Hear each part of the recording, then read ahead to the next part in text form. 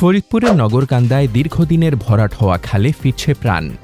বর্ষায় জলাবদ্ধতার অভিশাপ আর সেচের অভাবে কৃষকের হাহাকার। এই দুই সংকট কাটাতে উপজেলার তালমা ইউনিয়নের তালমা স্লুইস গেট থেকে সন্তোষী পর্যন্ত চলছে খাল পুনঃখননের বিশাল কর্মযজ্ঞ। বৃহস্পতিবার দুপুরে এই স্বপ্নের প্রকল্পের কাজের অগ্রগতি ও গুণগত মান সরেজমিনে পরিদর্শন করেছেন ফরিদপুরের জেলা প্রশাসক মোহাম্মদ মাজহারুল ইসলাম।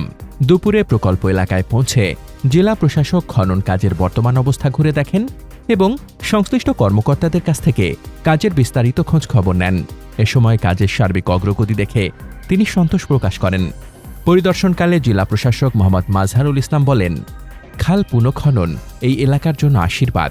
এর ফলে দীর্ঘদিনের জলাবদ্ধতা যেমন দূর হবে, তেমনি কৃষিকাজে সেচ সুবিধার মাধ্যমে ফসলের উৎপাদন বহুগুণ বৃদ্ধি পাবে। পাশাপাশি প্রাকৃতিক জলপ্রবাহ স্বাভাবিক রাখতেও এটি গুরুত্বপূর্ণ ভূমিকা রাখবে।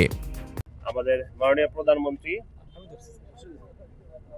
যে আমাদের শহীদ প্রেসিডেন্ট জিয়াউর রহমান আছেন, আপনারা জানেন তিনি বাংলাদেশে প্রথম খাল খনন কর্মসূচি শুরু করেছিলেন এবং সেটা আলোকে আমাদের বর্তমান প্রধানমন্ত্রী খাল খননের যে কর্মসূচি নিয়েছেন সেটা অত্যন্ত যুগান্তকারী পদক্ষেপ আমরা মনে করি। বিশেষ করে আমাদের যে নদীর যে সংযোগগুলো রক্ষা, দুইটি নদী বা দুইটি বৃহৎ জলাধারের মধ্যে যে সংযোগ প্রক্রিয়া, সেটার জন্য আমরা যে পানির যে পাসেস সেটা এটার মাধ্যমে সুচারুভাবে সম্পন্ন হবে। আর জলাবদ্ধতার যে বিষয়টি আছে, আপনারা জানেন যে আমাদের গ্রাম কিংবা শহর এলাকার জলাবদ্ধতার সমস্যাটা একটা প্রকট সমস্যা। তো এই খালের মাধ্যমে এই পানি নিষ্কাশনের ব্যবস্থাটাও কিন্তু অত্যন্ত সুন্দরভাবে হবে এবং এই দুপাশে মানে যেটা যে আইডিওলজি থেকে যে ফিলোসফি থেকে এই কর্মসূচিটা নেওয়া হয়েছে যে আমাদের প্রচুর কৃষি জমি আছে, এই কৃষি জমিগুলো আমাদের যে আবাদ কর্মসূচি সেটা সুন্দরভাবে হবে। আপনারা জানেন আমাদের এই বিশেষ করে এই নগরকান্দা উপজেলা পেঁয়াজ এবং পাট চাষের জন্য বিখ্যাত এবং এটা ছাড়া অন্যান্য ফসলগুলো রয়েছে। আমরা এই খাল খনন কর্মসূচির মাধ্যমে এই কৃষি আবাদও আমরা সুন্দরভাবে এবং উৎপাদনশীলতার সাথে পাবো আমরা সেই প্রত্যাশা। এ সময় তিনি নির্ধারিত সময়ের মধ্যে শতভাগ মান বজায় রেখে কাজ সম্পন্ন করতে সংশ্লিষ্টদের কড়া নির্দেশনা দেন। দীর্ঘদিন ধরে খালটি ভরাট হয়ে নাব্যতা হারানোয় চরম দুর্ভোগ পোহাতে হতো স্থানীয়দের। সামান্য বৃষ্টিতেই দেখা দিত জলাবদ্ধতা, ব্যাহত হতো কৃষিকাজ।